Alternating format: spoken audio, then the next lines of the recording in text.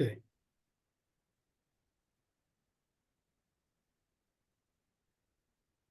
You can go ahead, Jocelyn. Yes, I am just trying to fix. Okay, so good afternoon again, everyone. As Dr. DeSantis indicated, my name is Jocelyn Pierre. I live in Trinidad and Tobago. I'd just like to share with you a little about Trinidad and Tobago in case you have never been there. So Trinidad and Tobago is a twin island republic. We are situated on the northern edge of the American mainland. We are very close to Grenada and Venezuela, and we are one of those countries that form part of Latin America and the Caribbean. We have a population of approximately 1.4 million. We have two seasons, rainy season and dry season, where there's a lot of sun. And we have a very strong influence of Southern Asia, Africa, the indigenous Europeans, Chinese, North America, the Latinos, and Arabian cultures. So it should be evident here that we are a multicultural society. Once you come to Trinidad, you would feel at home, I can guarantee you that. So I'd just like to share some health statistics. Here we see that represented by the yellow, we have approximately 92% of all deaths being due to the non-communicable diseases. The green area represents the other, which you'll see represented as the green. No, that shouldn't be the other. I'm sorry. The green will represent communicable diseases. So we see that 92% of deaths in Trinidad and Tobago will include chronic non-communicable diseases, which include conditions such as digestive diseases, non-intentional injuries, intentional injuries, and respiratory diseases. So I'd like to break down the non-communicable diseases a little further. Here we can see that of all the non-communicable diseases, cardiovascular disease accounts for 41% of all deaths. This is followed by diabetes, cancer, and the others identified in the previous slide. Other conditions I mentioned before include digestive diseases and injuries. So it's against this backdrop that I have conducted my Apply project. I'd just like to point out here the modifiable risk factors that are associated with non-communicable diseases. For example, we have tobacco use, physical inactivity, and the harmful use of alcohol. Unhealthy diet is one of the major factors, and so I have had focused my intervention, my project, on dietary practices in Trinidad, in Trinidad and Tobago. Recent data as of 2023 provide information that there is a dietary preference for food high in salt, fat, and sugar, as can be seen here, and a low preference for whole grains and fruits and vegetables in the Caribbean, of which Trinidad and Tobago is a part.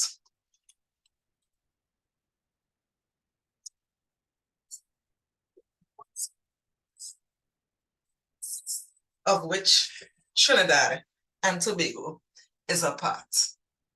So here we have 10 must-have foods in Trinidad and Tobago. Now we are a culture that is heavy on food. Everything we do, for example, we have Carnival this weekend, so everything will be food, right? Christmas, food, birthdays, food, storms, food, hurricanes, food, right? So we like to eat in the Caribbean. So we have 10 must-have foods in Trinidad and Tobago. Foods that you'd often see persons eating. So we see double sahina aloo pie. You may not know what those are, but I'll let you know that these are foods that are very high in some of the preferred foods in Trinidad. They are very high in salt and fat. Most of them are made with refined grains, so we don't have much whole grains. And most of them won't have a lot of fruits and vegetables. So we have things like roti and bus of shell, fried chicken, curry crab and dumpling, barbecue, Chinese food. So remember, I spoke about the multicultural society. So we have a lot of Chinese food. We have gyros, which has a strong Arabian influence. We have corn soup and we have bacon chop. So for those persons who like to go to the beaches, we have a few beaches you will often see persons lining up to purchase Bacon Shack. And as I mentioned before, most of these foods are very, very high in fat. Then at number 5, you see the typical Sunday lunch: macaroni pie, potato salad, fried rice. And it doesn't have provision listed here. So you'll also see some plantain and dasheen and yam along with that on a plate, along with callaloo, stewed pork, pigeon peas, or some persons might chicken, or some persons might fish or turkey. But this would be a typical Sunday meal in Trinidad and Tobago. Here I have some photos of some of the Trini. We call them Trini delicacies. Trini would be short for Trinidad. So this picture right here is a photo of what a roti would look like. It's very tasty, I must tell you, but it comes loaded with salt and fat. So this is the roti. This would be the gyros. It's a Greek chicken gyros. This would be the typical Sunday lunch, and you can see the provision here. And this would be what the Bacon Shack would normally look like. So it's fried dough or fried batter with fried fish and some vegetables. Here we have a soda, right? So that will be sweet drink. We call it sweet drink in Trinidad. So here we have soda, which persons usually chase their intake with.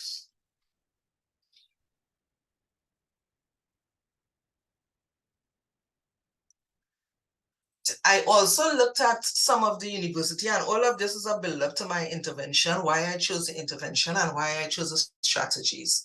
So you have a frequency of healthy meal consumption, and we see this research was done on one of the major universities in Trinidad and Tobago. And we see we are 60% of university students, represented by green, informed that they rarely eat fruits and vegetables. We saw we are less than 10% eat fruits and vegetables daily, and approximately 7% eat fruits and vegetables weekly. So it gives you a picture of what the dietary practices are in Trinidad and Tobago. So we spoke about doubles earlier. This is a photo of the doubles. As I said, it's very tasty, but it's very high in fat. And on a typical day, sometimes you're driving down the road, 6 in the morning, 8 at night, and you can see lines of persons waiting to purchase these foods. So the purpose of my intervention then was based on the following. The NCD rate in Trinidad and Tobago is increasing. Many persons are not aware of the basic food groups. There's a preference for foods that are high in solid fats and added sugars. These factors may contribute to poor eating habits. Poor dietary practices increase the risk for non-communicable diseases. So at the end of the intervention, participants should be able to discuss the importance of the ACLM pillars as part of a healthy lifestyle. And I chose the American College of Lifestyle Medicine pillars because I thought it was very interesting and user-friendly. And we didn't have anything like that in Trinidad and Tobago. Also, persons should understand the role of nutrition in reducing disease risk. They should be able to read and interpret a nutrition facts label, explain the components of a balanced diet, and ultimately make healthy food choices. So I just have a photo here of the 2 areas that I completed my applied project. In the first photo, you'll see a photo, well, you'll see me, that's me, presenting to an enforcement department in Trinidad and Tobago. So one of the instructors there, they teach persons enforcement tactics, how to use firearms, how to, defend the country's sports. And so they asked me not to show photos of anyone, hence the reason there are no photos of anyone except me here. So with this group, I went through the ACLM pillars of health and the wellness wheel. And then we had the community hospital of SDA, of Seventh-day Adventists, where a wellness wheel of health was used to teach persons about the Caribbean food groups. So let's talk about the enforcement agency. So just a little bit about them. It's a group that's primarily composed of women. They work shifts and they are very active. They function to guard the ports of entry into Trinidad and Tobago, and their job is high risk. And as I mentioned, that's the reason I didn't share any photos here. So there were about 47 persons completing the course at that time, and I worked with one group of 27. So let me just tell you, I worked with one group of 27, and at the end, you see the data. I compared exercise pattern, eating habits with the group that I completed the intervention on and with the group that I didn't complete the intervention on to see if, the intervention was effective in persons making dietary and lifestyle changes. So we use as a modification of the ACLM pillars. So I distributed one of these to each person and I asked them to rate how they felt, how confident they felt about their healthy lifestyle practices as relates to physical activity, nutrition, stress management, social connection. So they were required to rate on a scale of 1 to 10, with 1 being very bad, they're doing very bad, or 10 meaning they're doing extremely well. And then they'll tally it up out of 10 points. Following this, because I try to include the principles of health coaching and the theories of health and behavior change, so I asked persons to rate their scores, to document their scores and identify areas where they thought they wanted to improve, why they wanted to improve on those areas. And then I asked them, well, what activities will help you to improve in these areas in the next 3 to 6 months? Now, I didn't ask persons to give these to me, but at the end, you'll see in the evaluation, I use this information to, structure, because he wants me to do it again in the future. So I use this information to structure future presentations. One of the tools that I use for teaching was the healthy eating plate, the Harvard healthy eating plate, just to show persons how a healthy meal should look, or the intake at the end of the day should look. And persons were very receptive. When I asked, because the session was very interactive, most persons indicated that vegetables, the vegetables represented there was a lot, right? So most persons admitted that they didn't really consume sufficient vegetables. Maybe fruits, because we have a lot of fruits in Trinidad, but they didn't consume sufficient vegetables. We also look at the nutrition facts label, and I think one thing that was interesting here was that most persons, I think sodium stood out for a lot of persons because they didn't realize that, okay, everything that's written there represents just one serving of a food. So persons were really interested and eager to learn more about reading nutrition facts label. I worked with them with the 5-20 rule, 5% or less, 20% or more. And this went down well. So this went well with the crowd. And then because, group health coaching, so I tried to apply some of the principles of group health coaching. And I asked persons, share with me what you'd want to learn about in future meetings. And a number of them indicated that they wanted to learn about portions, how you put your rice in your plate and how you will know what is a portion, because they were seeing that on the labels, but they didn't really understand how you go about determining portions. So a hand guide was created and we went through some portions for the group so that they'd have a better appreciation for determining portion sizes. Then at the end of the intervention, I created this brochure, but even though it was supposed to be 4 weeks, we eventually had just 3 weeks because they were called out to a session with their seniors. And so we just had 3 weeks. And in the final week, they didn't receive this brochure. This still has to be sent to them, but they completed the evaluation without the intervention on that 4th week. I then shared some general recommendations with them about the importance of stress management, nutrition, social connection, restorative sleep, avoiding risky substances, just general, because those were the pillars of health were based on. And most persons indicated that they wanted to make changes. They needed help in making changes because this information was new to a lot of them. And they were having some health challenges. Some were having major challenges and some were not. So here I have the exercise habits post-intervention. So you have the intervention group with whom I work. This wasn't a real study, but I just used this format so that I can get a better picture of how I should structure future interventions with that group. So the intervention group were more physically active than the control group, the non-intervention group. At the end, that was at the end of the 4-week period. We also found that the intervention group indicated in yellow that they read their labels more often than the control group, which was really good. And I wanted to know, well, if I decided to take up the offer and do more presentations with the group, what would they be interested in? And both groups, well, the intervention group, they were interested in diet, exercise, and water, drinking enough fluid in that order. And the control group, similar, diet, exercise, and water. But when we pulled together, interestingly, both groups, the information, we found that diet, water, and then physical activity were areas of interest. I just want to go back to one of the earlier slides where I shared, okay, so, right. So I don't know if I missed this slide, but this slide represents an pre-intervention analysis that was done. So we calculated person's BMI before the intervention.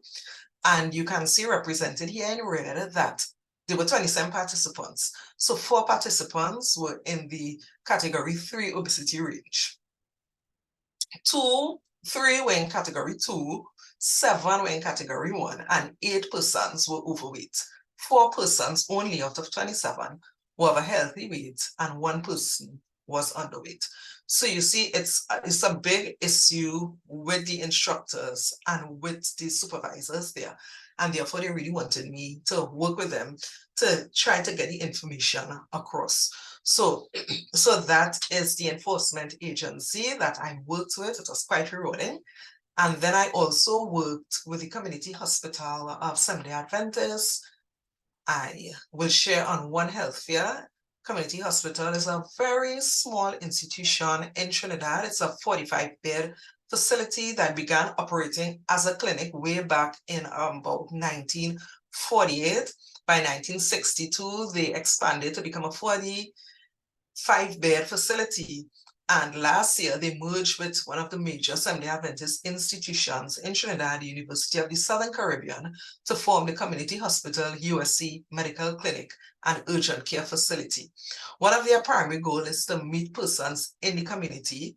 And so they have monthly health fairs in various communities in Trinidad and Tobago to carry out screening, to have health education sessions, and to just bring persons up to par with healthy living. So it's one of these events that I chose because I usually go to them, but I chose one of these events to report on.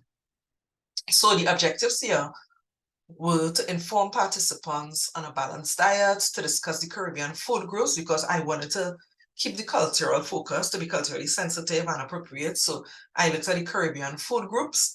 We wanted also to educate on foods falling within the food groups for vegetarians and non-vegetarians, again, considering the culture, because we were working with a Seventh-day Adventist church. So we wanted to at least have a little focus on vegetarianism, because Seventh-day Adventist promotes the plant-based diet, the vegetarian lifestyle.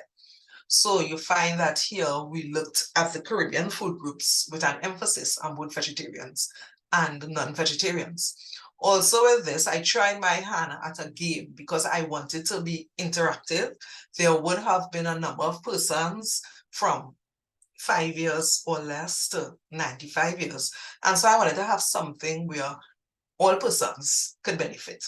So I tried my hand at this wellness wheel that you're seeing on the left, and you'll see that it closely resembles the Caribbean food groups. The Caribbean food groups consist of vegetables, fruits, food from animals, legumes, staples, and oil. And so persons were required to spin this wheel. And once they spin the wheel, they were required to identify the food group. They were asked a question, and once they answered the question correctly, they were provided with a reward or a token, and that token was for the adults, a book on health. For example, we had one of the gifts were, let me see if I can find it.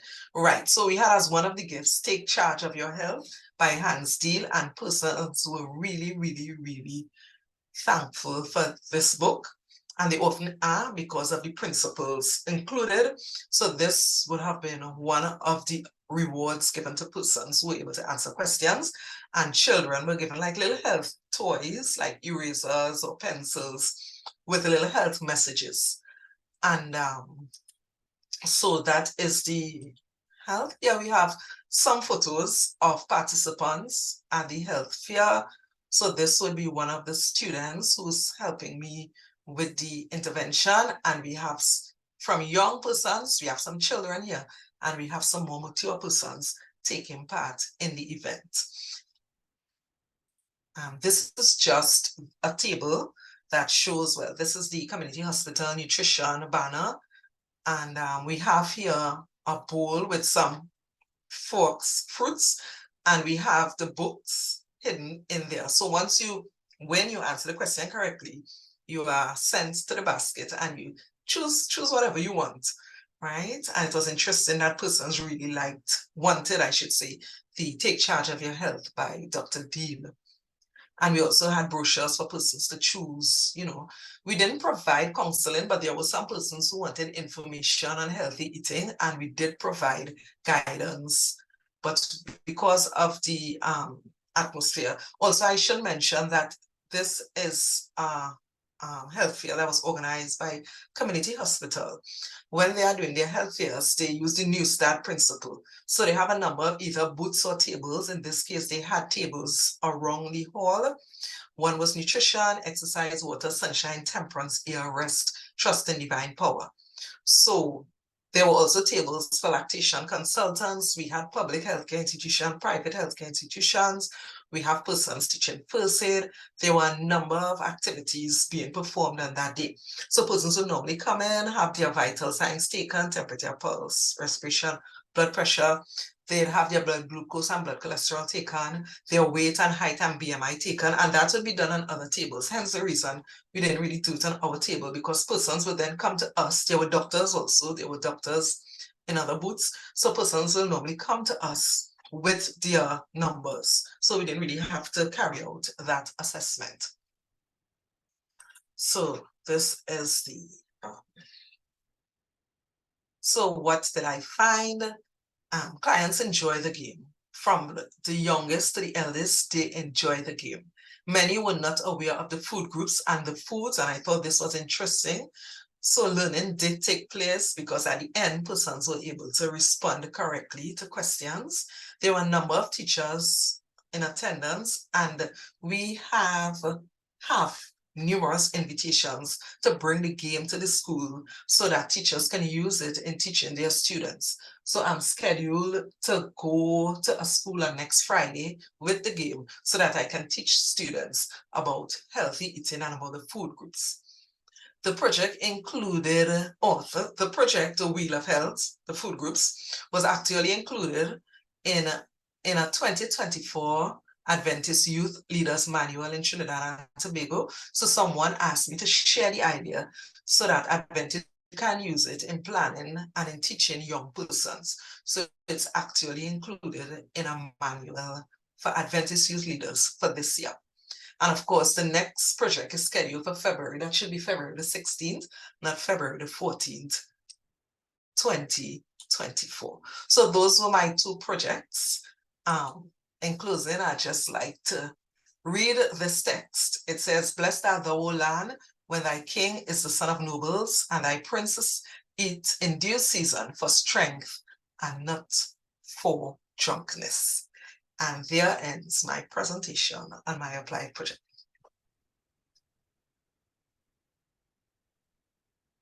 Thank you, Jocelyn. Excellent. I'm not sure if you guys know about Trinidad food. It's delicious. I remember one time we went to to Port of Spain at night, and then we went to those stalls that sell food, and we ate. I ate the roti that is not the one full of rabbit or whatever other meat, but I ate the one that it was with garbanzo beans and potato. It was a vegetarian roti, and was something that is out of the world. So you guys there know how to cook for sure. And I think the secret is to prepare the food with the right ingredients, and then. Yes. Well, thank you, Jocelyn. Now we are open for questions if anybody has anything.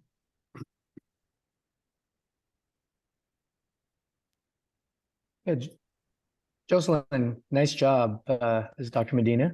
So great job there. Hey, I was curious, and I might have missed it in the beginning. Did you say the community hospital funded this? And was it expensive, or was it, pretty low cost?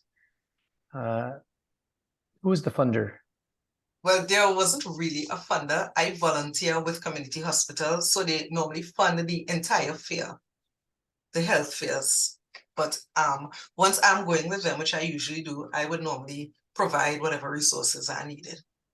So the hospital had all those things, the posters, the Yes. handouts, all that. So you didn't have to pay for that, or nobody had to buy that or create that.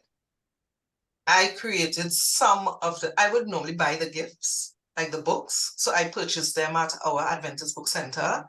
Mm-hmm. And the game, I purchased the materials to create the game. And one or two of the flyers I would purchase, especially if I want them in color, because community do them in black and white. So if I want them in color, I do them in color because I just like to do things that way. Okay. So it's from the Bank of Joyce, huh? As it often is the case when we're doing these kinds of things anyway. So Yes. yeah, but great job. Thank you. During the presentation, Dr. Medina had asked about the bacon shark. I spent 2 years in Trinidad, but I never really, I was on CUC's campus, now USC, so I didn't really eat a lot of local food, and I probably wouldn't eat shark, but I guess one question I've always had, is it really shark or is it just fish that they put on there? It's actual shark? Yeah. Oh, okay. But there are usually options at the store, so you can either have bacon fish, kingfish, or you can have bacon shark. So it's your choice. What kind of shark? You know the kind of shark?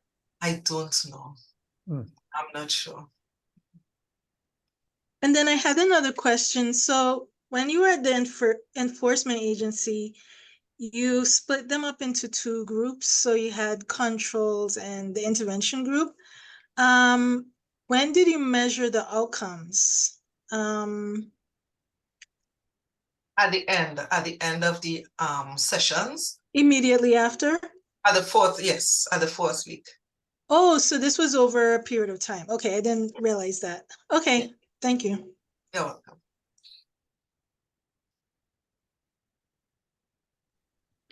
Hi, Joyce. Very good presentation. Thank you. I just had a quick question. I may have missed this at the beginning because I came a few minutes late, but the target audience for your sessions and presentations, it was mainly adults, is that correct? Or did it also include children or maybe elderly or a combination of them?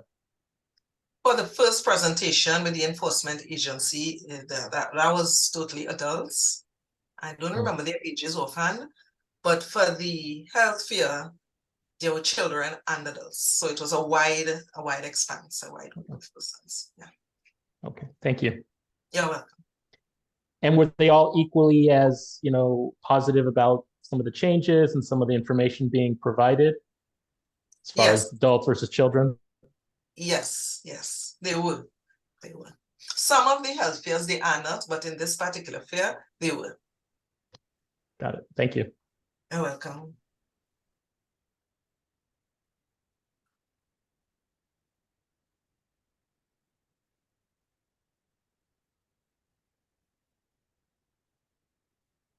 Anything else?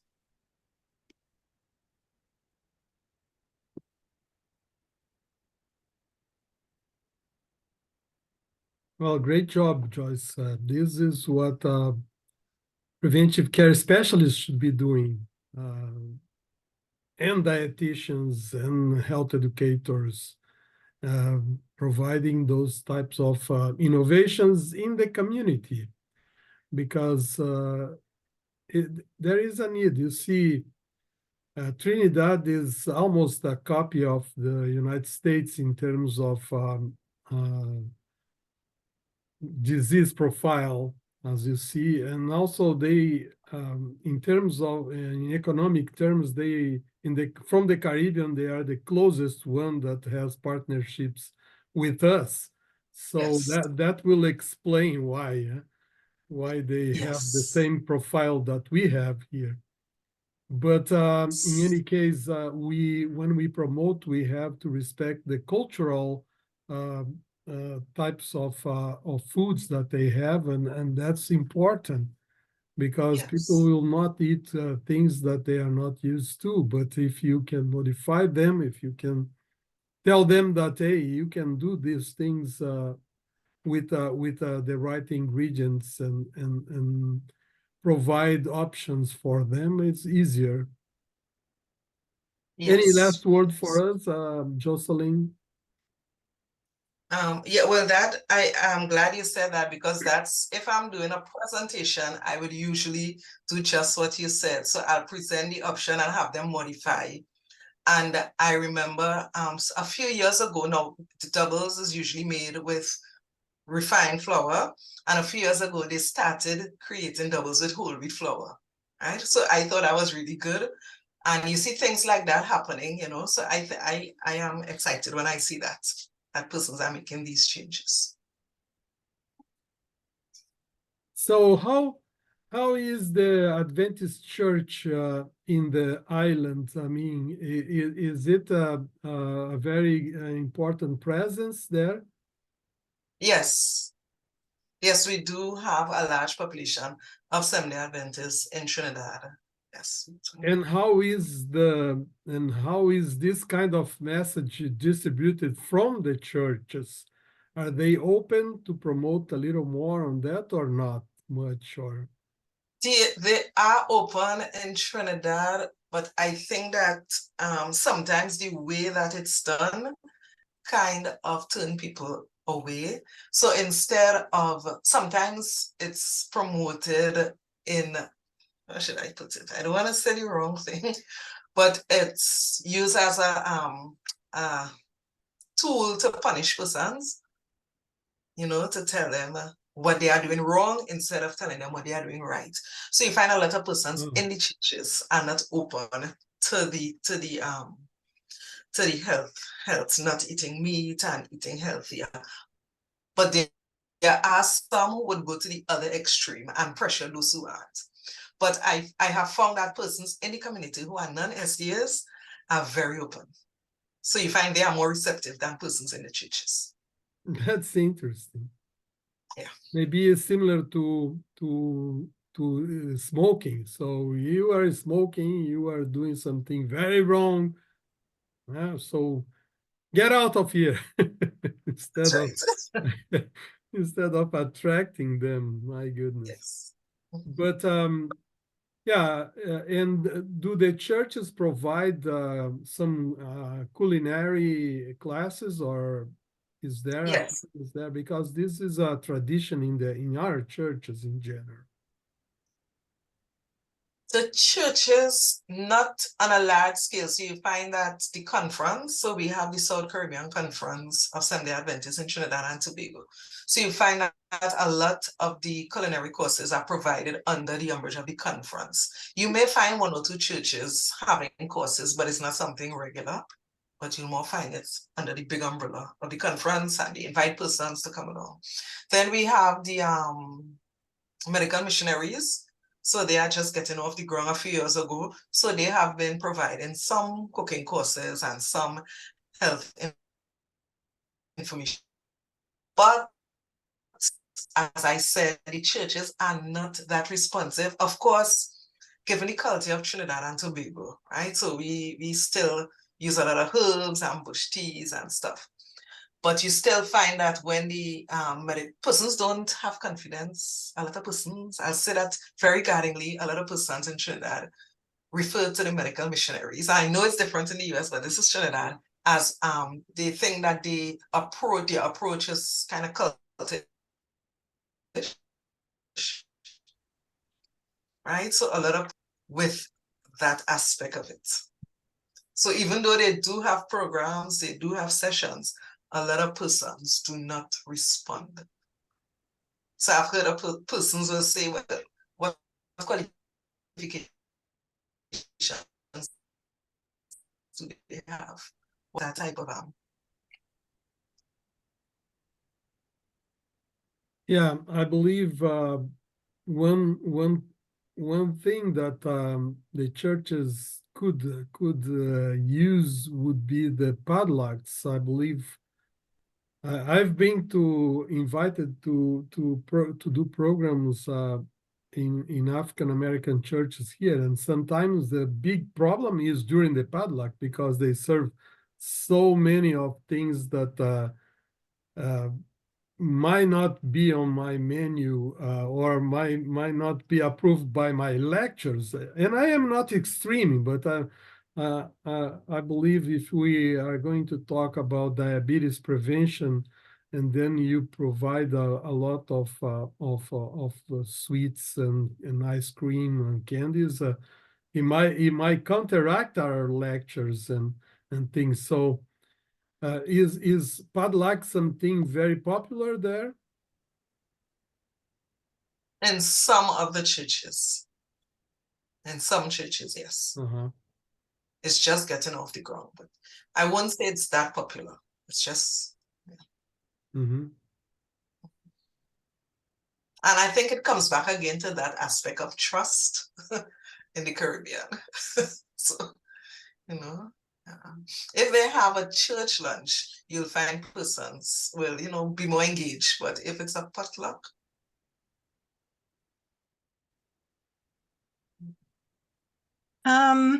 I think this kind of provides an opportunity for you and other people who are trained like you are, Joyce, because I understand what you were saying about people finding maybe some of the people are providing the messages to be a bit cultish, in the sense that from a public health perspective, and at least from my perspective, because I'm also a dietitian, you always need to respect people's autonomy, and you're there to provide information and increase awareness, but not to force them or make them feel like if they don't make a change, they're not going to heaven, kind of thing. So I think if we are able to get more people who are actually trained in public health and have the appropriate training and qualifications to do more of that education, I think that helps. I understand where the church is trying to go and maybe having some of these events, but we also want to make sure that the people who are doing these events are trained appropriately. And it's an issue even here in the US where sometimes some of my colleagues, some of the people I work with, they will be doing something at a church, or the church will have some kind of health presentations like over several weeks, and some of the people are presenting have no qualifications, and they're presenting information that is perpetuating more misinformation or is incorrect, confusing, things like that. And sometimes people are resistant to even listening to experts, so to speak, on that same information. So yeah, I understand the challenge, but I think you're probably uniquely situated to kind of counteract some of that, and then maybe do encourage similar people who are trained to do more of those activities. And then the other thing is, because I grew up in the Caribbean too, I think sometimes in the Caribbean, there's this impression that, oh, you need to invite somebody from the US to do this. And unfortunately, not everybody that they invite understands the culture or, you know, things like that. And it could come across as being disrespectful if somebody just comes in and says, well, all of the food that you're eating is bad. Like it was interesting to hear you talk about all the different foods, because I think I have a different perspective. Yes, they may have a lot of fat and salt, but there are ways to kind of modify that to be a little bit more healthy, and people are always going to want to enjoy those things. So I Yes, feel like we have to agree. work within I agree with that those sort of limitations, I guess. Well, I wouldn't say limitations per se, but within the culture, to respect, but also help them to be a bit more healthy. So one thing I know that's been definitely issues, fruits and vegetable intake. So even just pushing more fruit and vegetable intake will reduce their intake of probably some of these other foods. Maybe pushing messaging to say doubles are like a Yeah. treat rather than something you should have every single That's day. right. And So yeah, so I think there's definitely a lot of opportunity for you and your similarly trained colleagues in the future there. So and that's I exciting. and I am really thankful for the opportunity to do this program at Loma Linda, because it gives me such a big perspective, and I really appreciate it. I know that when I did my master's, my MPH at Loma Linda, well, I was on campus in Loma Linda, and there was this doctor. Well, he's not a doctor, but he called himself a doctor. He was at our church, and he had a health program. And when I was finished, well, it was close to my graduation. So when I came back home, there was this lady that I knew at my church, and she was really small. I mean, I knew her, plump. And when I came back, she was really small. And then she came to me because they knew I was at Loma Linda. So she came to me and she asked me for help. And I said, well, why are you losing so much weight? She said, well, the doctor came and he told me I shouldn't eat this and I shouldn't eat that and I shouldn't eat the other. And she was actually sick. So she was now visiting the doctor because of her malnourished state. So it's things like that that happens in our country. But I appreciate what you said, and I am really thankful for this program. Apart from giving me the information, it gives me an edge so that people listen because they know it's from Loma Linda. Yeah, well, thank you. Thank you very much, everyone. I think it was great. It's great to see this message adjusted to different cultures, different countries, and that's why we like preventive care students from abroad, because they are there. They don't need to come here specifically, and they get the main information and they can adjust to the locals. It looks like what they did in China with the barefoot doctors in the past. I'm not sure if you know about that, but when China, mostly when China was not a communist, they developed a system that they call barefoot doctors. They would get leaders from the community and brought them to the university, train them, and send them back, even without being called or having a high level medical training, but they have the basic training to help their communities with food, with things like that. And then Yeah. when they go back to the communities, they were the leaders, local leaders, and also the local medical, and it was a very successful system. Yes. And I'm not saying that we are doing the same, but at least we like to have our students, local students, and local professionals that can help the people knowing very well how their culture stands for. Yes. Any other question?